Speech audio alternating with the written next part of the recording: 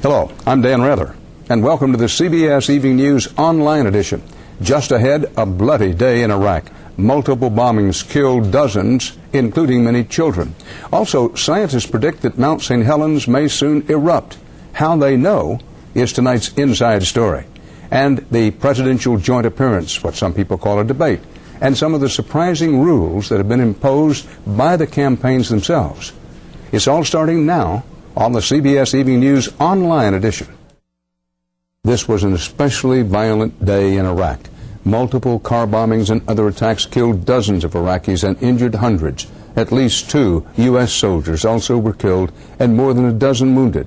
By far the worst incident was in Baghdad, where CBS's Alan Pizzi reports most of the victims were children.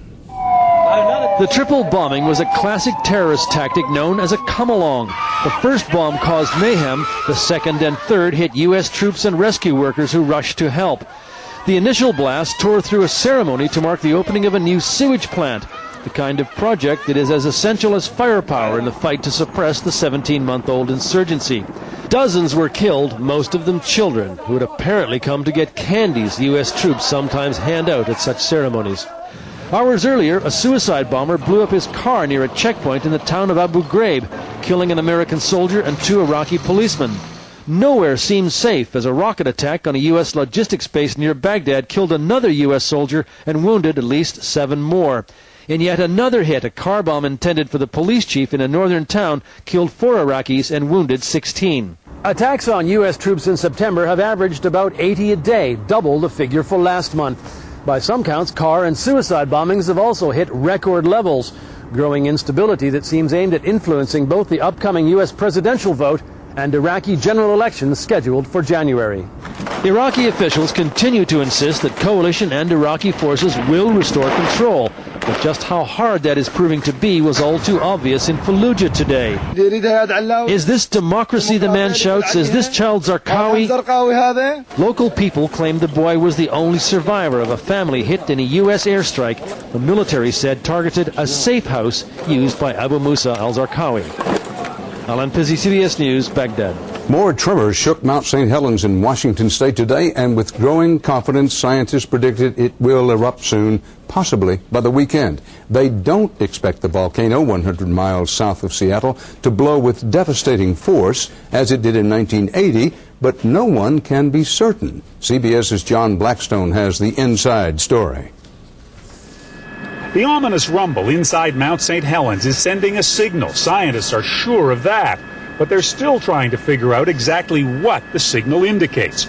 Earthquakes hitting as often as 4 times a minute, while still small, are growing stronger, often registering above magnitude 3. The $6 million question is, what is the source of stress that's giving us these magnitude 3+ earthquakes? With a helicopter, scientists tried again to measure gases escaping from the crater, which would indicate fresh molten rock moving beneath the lava dome. Previous attempts have found no gas, but scientists believe there's close to a 70% chance of a small to moderate eruption, perhaps in 2 days, perhaps in 2 months. That uncertainty leaves many here wary.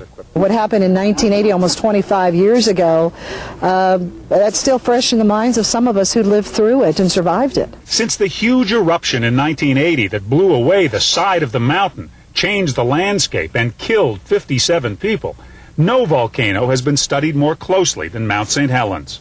We have a remarkably detailed understanding. It's like the pages of a book of the eruptive history of Mount St. Helens that we can walk through. Scientists know there was an eruption here in 1480 that was 10 times more powerful than the one in 1980.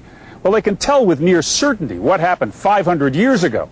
Predicting what will happen tomorrow or next week is more challenging. I mean, can you look at that and tell that something's happening inside that mountain? Sure, you can look at that and tell something's happening. You can feel it. Even the fog is trying to get away from this thing right now. Volcano prediction may be as much an art as a science. John Blackstone, CBS News, near Mount St. Helens. Did you know the famous Lincoln-Douglas debates were held outdoors, rain or shine? A century and a half later, the Bush-Kerry joint appearances are, of course, being held indoors. And as CBS's Richard Schlesinger reports, virtually every element at the insistence of political operators will be tightly controlled. Richard Nixon never sweated the details of his debate with John Kennedy. I think I better shave. And this appearance helped doom his campaign. The vice president doesn't believe in exploration, for example, in Alaska. There's a lot of Al Gore was caught sighing and scoffing. The first President Bush was caught checking his watch. Both men lost. The candidates don't want those mistakes repeated. This year's debates have become so structured, it's debatable whether they are debates at all. 32 pages of rules have been written governing everything from the type of pens and paper the candidates can use to the kinds of chairs they'll sit in.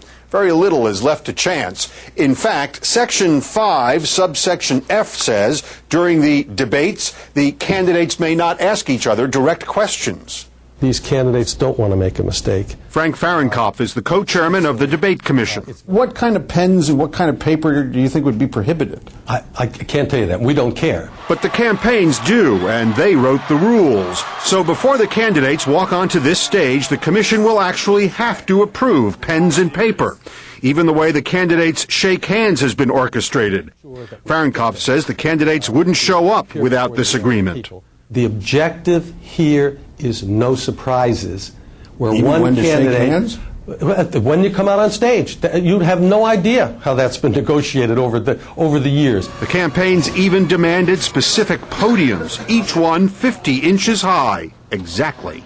So what would happen if it was 50 and a half? Would the Republic collapse? I mean, this is ridiculous. There's no debate in George Farah's mind about why the candidates wrote such detailed rules. He runs an organization called Open Debates. These guys, Richard, are terrified. They want to minimize any element of spontaneity. Like it or not, Frank Fahrenkopf says debates with strict rules are better than no debates at all. You're not going to get candidates who are going to say, fine, put me in a room and I'll just go at it with my opponent. So if all goes as planned, the debates will go on, as carefully stage managed as a Broadway show, except minus the drama.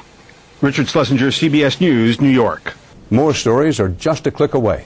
But don't forget to join me on television for the on-air edition of the CBS Evening News.